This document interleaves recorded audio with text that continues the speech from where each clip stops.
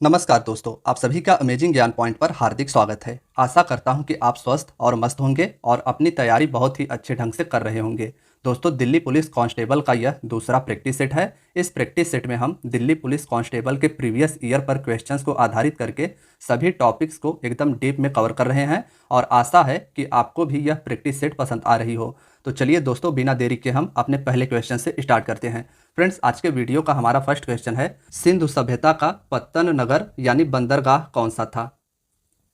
सिंधु सभ्यता का बंदरगाह गुजरात के तटवर्ती सीमा के नज़दीक लोथल नामक स्थान था। तो ऑप्शन बी इसका राइट आंसर हो जाएगा। सिंधु सभ्यता का बंदरगाह लोथल नाम से जाना जाता है। आइए हम सभी जानते हैं लोथल के बारे में की पॉइंट में। तो दोस्तों, लोथल साबरमती नदी और उसकी सहायक भोगवा नदी के बीच स्थित है। सिंधु सभ्यता का स्थल लोथल साबरमती नदी और उसकी सहायक भोगवा नदी के बीच स्थित है। लोथल और कालीबंगा से अग्निकुंड प्राप्त हुए हैं। लोथल, जो कि सिंधु घाटी सभ्यता का एक बहुत ही महत्वपूर्ण स्थल है, यहाँ से अग्निकुंड प्राप्त हुए हैं। मनके बनाने के कारखाने लोथल और चंदूदड़ों से मिले हैं। चावल के उत्पादन के साक्ष लोथल और रंगपुर से मिले हैं। नोट डाउन कीजिएगा, चावल के उत्पादन के साक्ष लोथल और रंगपुर नामक सिंधु घाटी सभ्यता से मिले हैं। आइए दोस्तों, अब हम अपने अगले क्वेश्चन पर चलते हैं। नेक्स्ट क्वेश्चन है हमारा, सिंधु सभ्यता के वृहत स्नानागार कहाँ पाए गए हैं? सिंधु सभ्यता के वृहत यानी सबसे बड़े स्नानागार मोहनजोदड़ो नाम से सिंधु घाटी सभ्यता स्थल से पाए गए हैं। तो ऑप्शन ए इसका राइट आंसर हो जाएगा। याद रखिएगा आप कि वृहत स्नानागार मोहनजोदड़ो नाम से सिंधु घाटी सभ्यता स्थल में पाए गए हैं। आइए अब हम सभी की पॉइंट में जानते हैं मोहनजोदड़ो के बारे में। दोस्तों, सिंधु सभ्यता का सबसे बड़ा स्थल मोहनजोदड़ो है, जबकि भारत में इसका सबसे बड़ा स्थल राखीगढ़ी है। मोहनजोदड़ो वर्तमान के पाकिस्तान के सिंध प्रांत में पड़ता है और अगर हम भारत की बात करें तो भारत में सिंधु सभ्यता का सबसे बड़ा स्थल राखीगढ़ी है। कांस्य से निर्मित नृत्य मुद्रा वाली नर्तकी की मूर्ति मोहनजोदड़ो से प्राप्त हुई है। यानी ब्रॉन्ज से निर्मित डांस करते हुए नर्तकी की मूर्ति मोहनजोदड़ो से प्राप्त हुआ है। मोहनजोदड़ो को मृत्यु का टीला या मृतकों का टीला नाम भी दिया गया है। मोहनजोदड़ो को मृत्यु का टीला कहा गया है। कांस्य से निर्मित नृत्य करते हुए नर्तकी की मूर्ति मोहनजोदड़ो से प्राप्त हुआ है। और सिंध का नखलिस्तान या बाग हड़प्पा सभ्यता के मोहनजोदड़ो पूरा स्थल को कहा गया है। सिंध का नखलिस्तान या सिंध का बाग मोहनजोदड़ो पूरा स्थल को कहा गया है। तो मोहनजोदड़ो के बारे में आप सभी को इतना याद रखना है, यह पाकिस्तान के सिंध प्रांत में पड़ता है। आइए हम सभी अपने अगले क्वेश्चन को देखते हैं।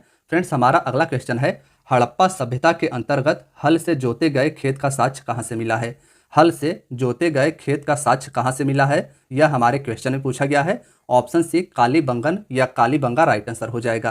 कालीबंगा भारत के राजस्थान राज्य में स्थित हड़प्पा सभ्यता का एक पूरा स्थल है और यहीं से जोते हुए खेत के साक्ष्य प्राप्त हुए हैं। आइए हम सभी इसके की पॉइंट को देख लेते हैं।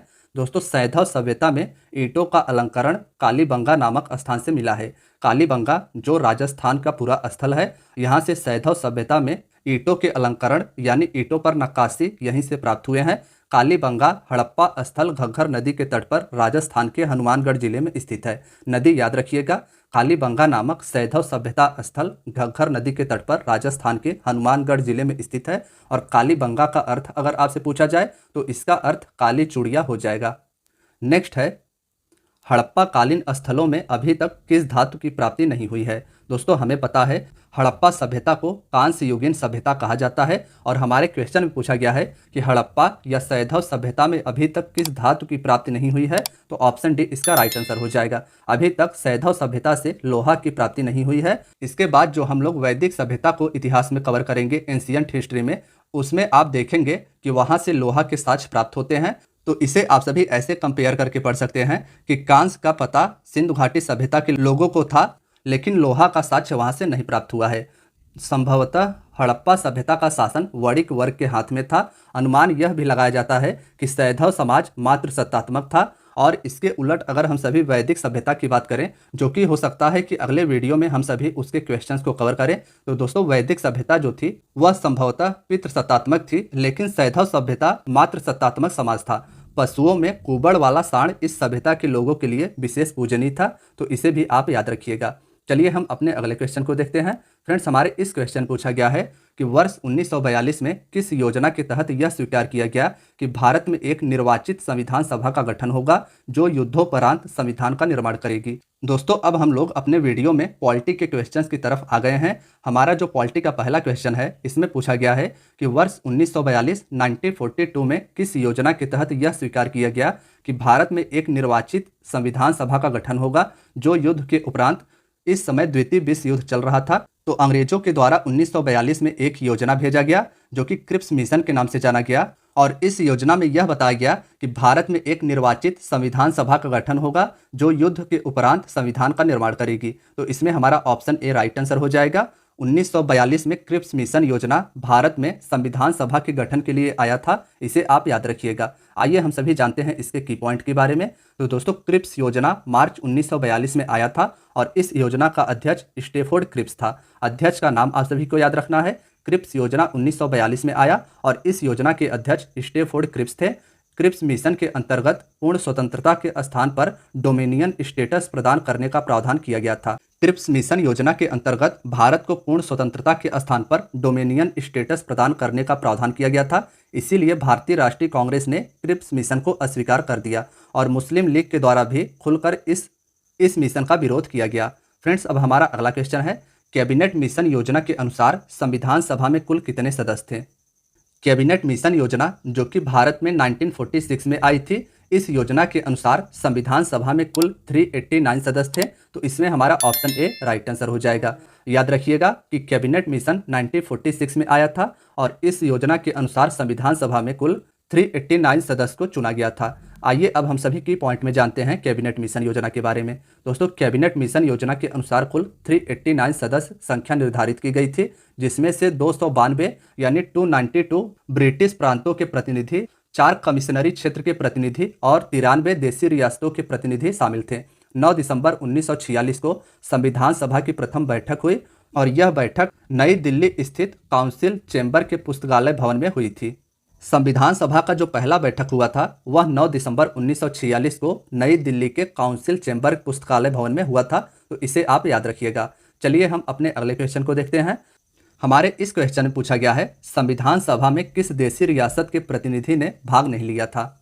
संविधान सभा जिसका पहला अधिवेशन 9 दिसंबर 1946 को प्रारंभ हुआ था, उसमें किस देशी रियासत के द्वारा भाग नहीं लिया गया था, यह हमारे क्वेश्चन पूछा गया है। ऑप्शन सी हैदराबाद इसका राइट आंसर हो जाएगा। हैदराबाद के द्वारा 1946 में गठित संविधान सभा में भाग नहीं लिया गया था। दोस्तों, आइए हम सभी जानते हैं संविधान सभा के बारे में। 93 देशी रियासतों में से हैदराबाद के प्रतिनिधि ने संविधान सभा में भाग नहीं लिया था। संविधान सभा में कुल 389 सदस्य थे। 296 सदस्यों के लिए चुनाव हुए।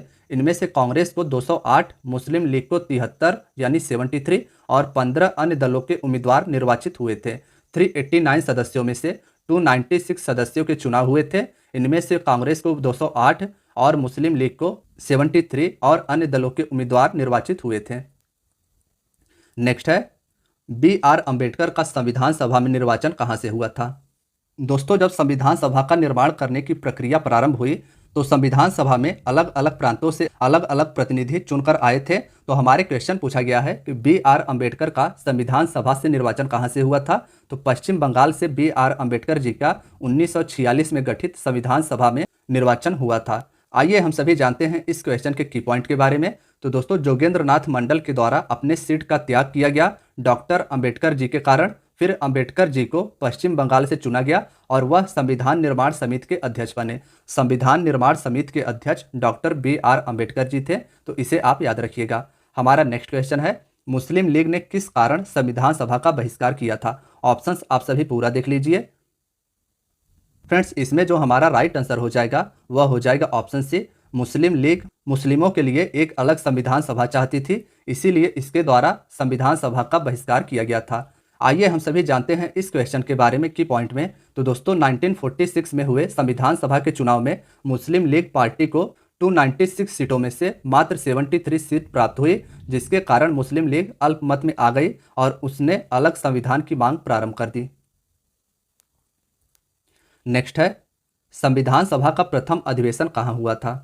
ऑप्शन डी, संविधान सभा का प्रथम अधिवेशन 9 दिसंबर 1946 को दिल्ली में हुआ था, तो इसे आप याद रखिएगा। दोस्तों 9 दिसंबर 1946 को संविधान सभा की पहली बैठक नई दिल्ली के काउंसिल चेंबर के पुस्तकालय भवन में हुई और सभा के सबसे बुजुर्ग सदस्य डॉक्टर सच्चिदानंद सिन्हा को सभा का अस्थायी अध्यक्ष चुना गया।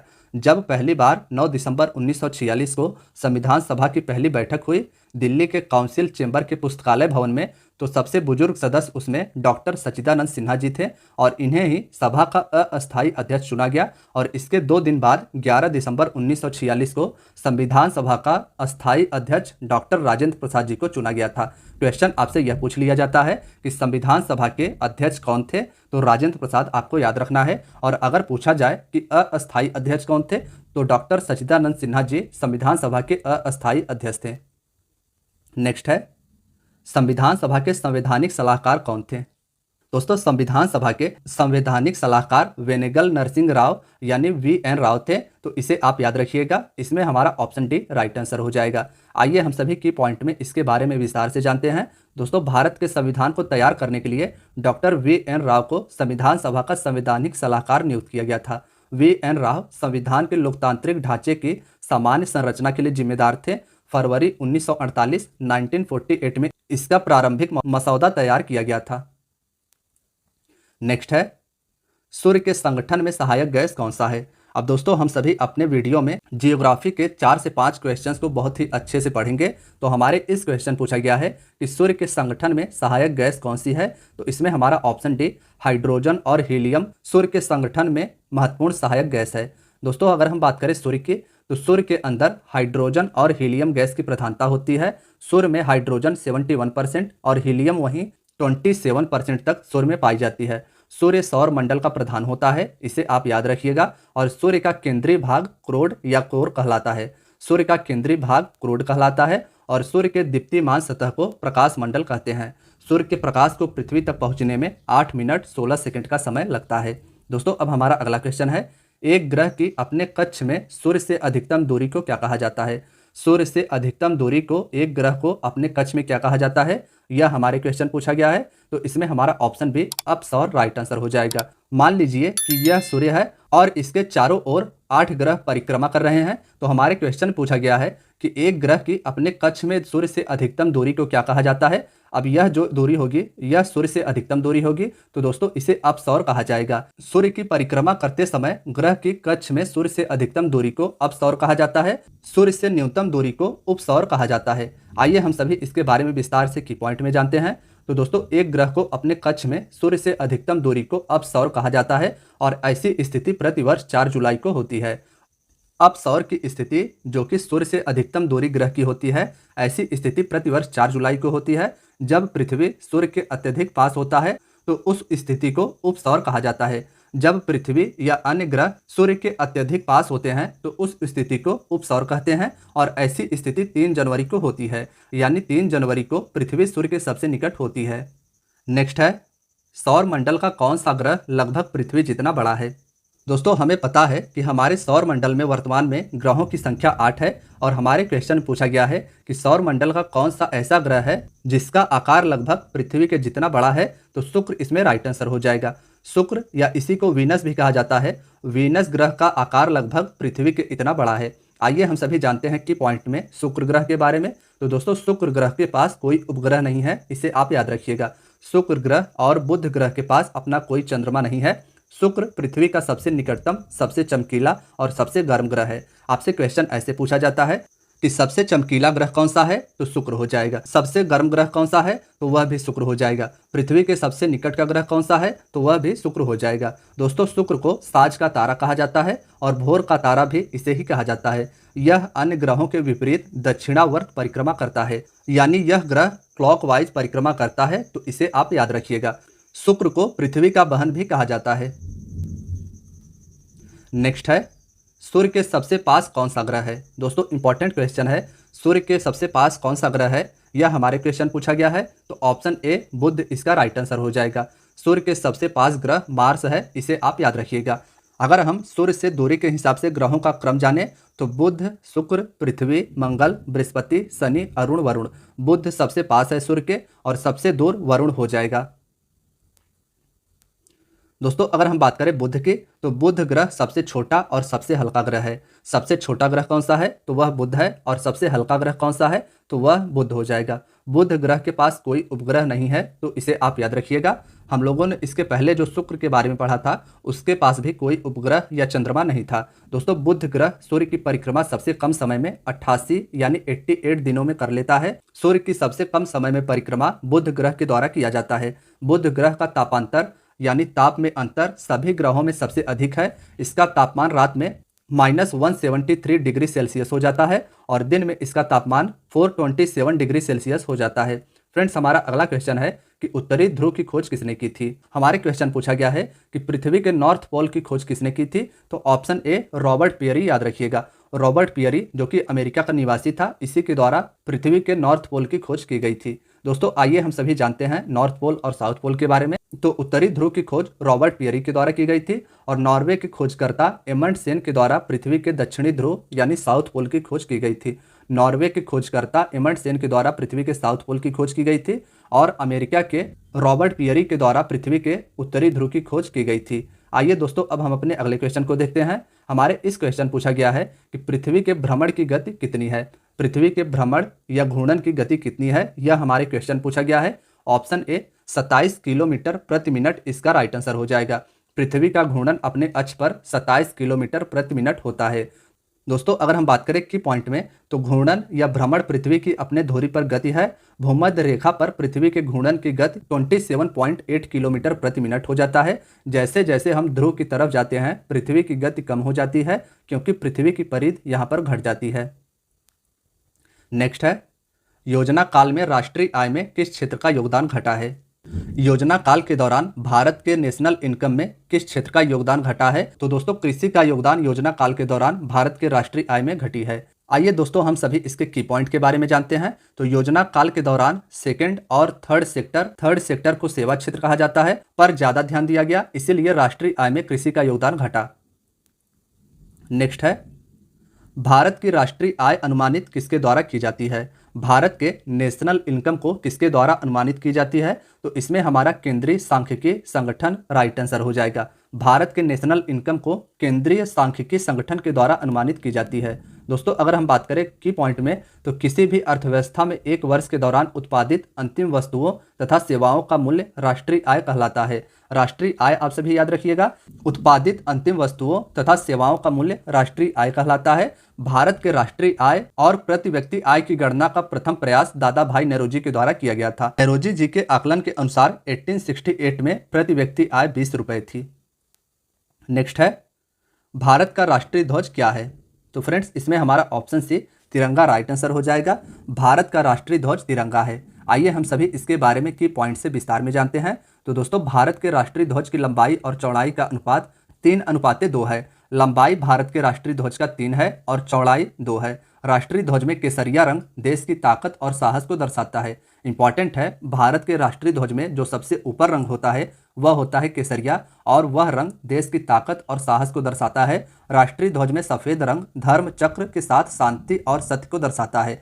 सफेद रंग धर्म चक्र के साथ शांति और सत्य को दर्शाता है। और अगर हम बात करें राष्ट्रीय ध्वज में हरे रंग की, तो दोस्तों हरा रंग देश का शुभ विकास और उर्वरता को दर्शाता है। हमारा अगला क्वेश्चन है, तिरंगे झंडे के चक्र में कितनी तिलियां होती है। दोस्तों हमारे तिरंगे झंडे के चक्र में कुल मिलाकर 24 तिलियां होती है और इसका रंग डार्क ब्लू होता है। हमारे तिरंगे झंडे के बीच में स्थित चक्र में कुल मिलाकर 24 तिलियां होती हैं। आइए हम सभी इसके बारे में विस्तार से की पॉइंट के बारे में जानते हैं। तो दोस्तों संविधान सभा ने तिरंगे को राष्ट्रीय ध्वज के रूप में 22 जुलाई 1947 को अपनाया। राष्ट्रीय ध्वज को संविधान सभा के द्वारा 22 जुलाई 1947 को अपनाया गया और भारत के राष्ट्रीय ध्वज का डिजाइन पिंगली वेंकैया के द्वारा तैयार किया गया था। तो भारत के राष्ट्रीय ध्वज तिरंगे के बारे में आप सभी को इतना याद कर लेना है। नेक्स्ट है, राष्ट्रीय पक्षी मोर का वैज्ञानिक नाम क्या है। दोस्तों हमारा जो राष्ट्रीय पक्षी है उसे मोर कहा जाता है और उसका वैज्ञानिक क्या नाम है, यह हमारे क्वेश्चन पूछा गया है। ऑप्शन बी पावो क्रिस्टेटस इसका राइट आंसर हो जाएगा। भारत के राष्ट्रीय पक्षी मोर को पावो क्रिस्टेटस वैज्ञानिक नाम से जाना जाता है। फ्रेंड्स अगर हम बात करें राष्ट्रीय फूल की, तो भारत का राष्ट्रीय फूल कमल है और इसका वैज्ञानिक नाम निलंबो न्यूसीफेरा है। इंपॉर्टेंट है, स्क्रीनशॉट ले लीजिएगा कि राष्ट्रीय फूल कमल का वैज्ञानिक नाम निलंबो न्यूसीफेरा है और भारत का राष्ट्रीय वृक्ष बरगद है। भारत का राष्ट्रीय वृक्ष बरगद का पेड़ है और इसका वैज्ञानिक नाम फाइकस वेनगैलेंसिस है और अंग्रेजी नाम इसका बनियान ट्री है। बरगद बहुवर्षीय विशाल वृक्ष है, इसे वट और बड़ भी कहते हैं। बड़, वट, बनियान ट्री या बरगद का वृक्ष और वैज्ञानिक नाम इसका फाइकस वेनगैलेंसिस है। हिंदू धर्म में वट वृक्ष की बहुत महत्व है, बहुत ही महत्व है। फ्रेंड्स, अब हमारा अगला क्वेश्चन है, भारत का राष्ट्रीय गान जन गण मन के रचयिता कौन है? Option B Ravindranath Tagore right answer हो जाएगा। भारत के राष्ट्रीय गान जन गण मन को रविंद्रनाथ टैगोर के द्वारा रचित किया गया था। फ्रेंड्स, आइए हम सभी जानते हैं भारत के राष्ट्रगान के बारे में। तो जन गण मन भारत का राष्ट्रगान है जो मूलतः बंगाली गुरुदेव रविंद्रनाथ टैगोर के द्वारा लिखा गया था। भारत का जो राष्ट्रगान पहली बार लिखा गया था उसे बंगाली भाषा में गुरुदेव रविंद्रनाथ टैगोर के द्वारा लिखा गया था। राष्ट्रगान के गायन की अवधि लगभग 52 सेकंड की होती है। अवधि याद रखिएगा कि 52 सेकंड में भारत के राष्ट्रगान को गाया जाता है और संविधान सभा ने जन गण मन भारत के राष्ट्रगान के रूप में 24 जनवरी 1950 को अपनाया था। उस समय भारत के राष्ट्रपति डॉक्टर राजेंद्र प्रसाद जी थे। इसे सर्वप्रथम 27 दिसंबर 1911 को कांग्रेस के कलकत्ता अधिवेशन में गाया गया था। इंपॉर्टेंट यह भी है कि भारत के राष्ट्रगान को पहली बार कब गाया गया था, तो कांग्रेस का अधिवेशन कलकत्ता में 1911 में हुआ था और इसी अधिवेशन में पहली बार भारत के राष्ट्रगान को गाया गया था। दोस्तों, हमारा अगला क्वेश्चन है, भारत सरकार ने राष्ट्रीय चिन्ह को कब अपनाया था? तो ऑप्शन सी इसमें राइट आंसर हो जाएगा। भारत सरकार के द्वारा राष्ट्रीय चिन्ह को 26 जनवरी 1950 को अपनाया गया था। दोस्तों, हमारा राष्ट्रीय चिन्ह है अशोक चिन्ह और भारत के राजकीय चिन्ह को सारनाथ में स्थित राष्ट्रीय स्तंभ का शीर्ष भाग राष्ट्रीय प्रतिज्ञा चिन्ह के रूप में लिया गया है। सारनाथ, जो कि वर्तमान में उत्तर प्रदेश के वाराणसी का एक स्थान है, वहीं से राष्ट्रीय स्तंभ का शीर्ष भाग राष्ट्रीय प्रतिज्ञा चिन्ह के रूप में लिया गया और राष्ट्र के प्रतीक में इसे 26 जनवरी 1950 को भारत सरकार के द्वारा अपनाया गया था। केवल 3 सिंह दिखाई देते हैं और चौथा सिंह छुपा हुआ होता है। भारत के राजकीय चिन्ह में 4 सिंह होते हैं, इसे आप याद रखिएगा। दोस्तों, 4 सिंह सभी दिशाओं में धर्म का प्रचार करने वाले बुद्ध के प्रतीक हैं। यह बुद्ध द्वारा पहले धर्मोपदेश की स्मृति में बनाया गया था, जिसे धर्म चक्र प्रवर्तन के नाम से जाना जाता है। बुद्ध जी के द्वारा अपना पहला धर्म उपदेश सारनाथ में दिया गया था, जिसे धर्म चक्र प्रवर्तन के नाम से जाना जाता है। नेक्स्ट है, सत्यमेव जयते शब्द कहां से लिया गया है? फ्रेंड्स, इंपॉर्टेंट क्वेश्चन है, सत्यमेव जयते कहां से लिया गया है? तो ऑप्शन बी मुंडकोपनिषद इसका राइट आंसर हो जाएगा। सत्यमेव जयते को मुंडकोपनिषद से लिया गया है। हम बात करें अगर सत्यमेव जयते की, तो इसका अर्थ हो जाता है सत्य एवं जयते। सत्यमेव जयते भारत का राष्ट्रीय आदर्श वाक्य है और इसका अर्थ है सत्य ही जीतता है, सत्य की ही जीत होती है। यह भारत के राष्ट्रीय प्रतीक के नीचे देवनागरी लिपि में अंकित होता है। भारत के राष्ट्रीय प्रतीक के नीचे देवनागरी लिपि में सत्यमेव जयते लिखा हुआ होता है। भारत के प्रतीक के नीचे अंकित भारत का राष्ट्रीय आदर्श वाक्य सत्यमेव जयते मुंडक उपनिषद से लिया गया है। नेक्स्ट है, भारत का राष्ट्रीय पंचांग क्या है? फ्रेंड्स, भारत का राष्ट्रीय पंचांग शक संवत है, तो इसमें हमारा ऑप्शन सी राइट आंसर हो जाएगा। आइए हम सभी जानते हैं भारत के राष्ट्रीय पंचांग के बारे में। तो दोस्तों, भारतीय राष्ट्रीय पंचांग या भारत का राष्ट्रीय कैलेंडर भारत में उपयोग में आने वाला सरकारी सिविल कैलेंडर है, जिसका संक्षिप्त नाम भारांग है। यह शक संवत पर आधारित है और यह ग्रिगोरियन कैलेंडर के साथ 22 मार्च 1957 को अपनाया गया था। चैत्र भारतीय राष्ट्रीय पंचांग का प्रथम माह होता है। इंपॉर्टेंट है, याद कर लीजिएगा कि चैत्र भारतीय राष्ट्रीय पंचांग का प्रथम मास होता है। और अगर भारत के राष्ट्रीय पंचांग के माह की बात करें तो पहला माह हो जाता है चैत्र, उसके बाद बैसाख, ज्येष्ठ, आषाढ़, श्रावण, भाद्रपद, आश्विन, कार्तिक, अग्रहायण, पौष, माघ और फाल्गुन। राष्ट्रीय पंचांग का जो पहला माह होता है वह चैत्र होता है और इसका आखिरी माह फाल्गुन हो जाता है। फ्रेंड्स, हमारा अगला क्वेश्चन है, सबसे प्राचीन वाद्य यंत्र कौन सा है? इसमें हमारा ऑप्शन डी वीणा राइट आंसर हो जाएगा। सबसे प्राचीन वाद्य यंत्र वीणा के रूप में जाना जाता है। हम बात करें अगर इसके की पॉइंट की, तो दोस्तों आप सभी को याद रखना है कि सितार वादक के बारे में। सितार वादक स्टैटिक जीके का यह पार्ट बहुत ही इंपॉर्टेंट है, वादक और उसके वाद्य यंत्र। दोस्तों, अगर हम बात करें वादक की, तो सितार वादक पंडित रविशंकर हैं, परवेज खान हैं और अनुष्का शंकर, ये 3 नाम आपको याद रखने हैं, ये सितार वादक हैं। नेक्स्ट है, एक खगोलीय इकाई किससे संबंधित है? तो ऑप्शन ए इसका राइट आंसर हो जाएगा। एक खगोलीय इकाई सूर्य एवं पृथ्वी के बीच की दूरी से संबंधित है। एक एस्ट्रोनॉमिकल यूनिट सूर्य एवं पृथ्वी के बीच की दूरी को दर्शाता है। फ्रेंड्स, अगर हम की पॉइंट की बात करें तो खगोलीय इकाई एयू लंबाई की इकाई है। खगोलीय इकाई एयू यानी एस्ट्रोनॉमिकल यूनिट लंबाई की इकाई है, इसे आप याद रखिएगा। नेक्स्ट है त्वरण ज्ञात करने का सही सूत्र क्या है। इंपॉर्टेंट है, त्वरण यानी एक्सिलरेशन ज्ञात करने का सही सूत्र क्या है। तो friends option A is equal to V minus U upon 2 इसका राइट आंसर हो जाएगा। आइए त्वरण के बारे में हम सभी जानते हैं। तो दोस्तों किसी वस्तु के वेग में परिवर्तन की दर को त्वरण कहते हैं। नोट कर लीजिएगा कि किसी वस्तु के वेग में परिवर्तन की दर को त्वरण कहते हैं और इसका मात्रक मीटर प्रति सेकंड स्क्वायर होता है। त्वरण का मात्रक मीटर प्रति सेकंड स्क्वायर होता है। हमारा अगला क्वेश्चन है स्पर्मोलॉजी में किसका अध्ययन होता है। फ्रेंड्स स्पर्मोलॉजी के तहत बीजों का अध्ययन किया जाता है, तो इसमें हमारा ऑप्शन ए राइट आंसर हो जाएगा। अगर हम अन्य लॉजी की बात करें तो दोस्तों फलों के अध्ययन को पोमोलॉजी कहा जाता है। स्क्रीनशॉट ले लीजिएगा कि फलों के अध्ययन को पोमोलॉजी कहा जाता है, एंथोलॉजी को फूलों का अध्ययन कहा जाता है, एग्रोस्टोलॉजी को घास का अध्ययन कहा जाता है। घास के अध्ययन को एग्रोस्टोलॉजी कहते हैं, एंथोलॉजी फूलों के अध्ययन को कहते हैं, फलों के अध्ययन को पोमोलॉजी कहा जाता है। फ्रेंड्स हमारा अगला क्वेश्चन है फुटबॉल में ब्लैक पर्ल के नाम से किसे जाना जाता है। तो ऑप्शन बी पेले इसका राइट आंसर हो जाएगा। आइए अन्य उपनाम के बारे में जानते हैं। तो दोस्तों पीटी उषा को उड़न परी के नाम से जाना जाता है। कपिल देव जो कि पूर्व भारतीय क्रिकेटर हैं, इन्हें हरियाणा हरिकेन के नाम से जाना जाता है और सचिन तेंदुलकर जी को मास्टर ब्लास्टर के नाम से जाना जाता है। तो फ्रेंड्स आज की आपकी वीडियो यहीं तक थी। वीडियो अगर पसंद आई हो तो वीडियो को लाइक और चैनल को सब्सक्राइब जरूर करें। धन्यवाद दोस्तों।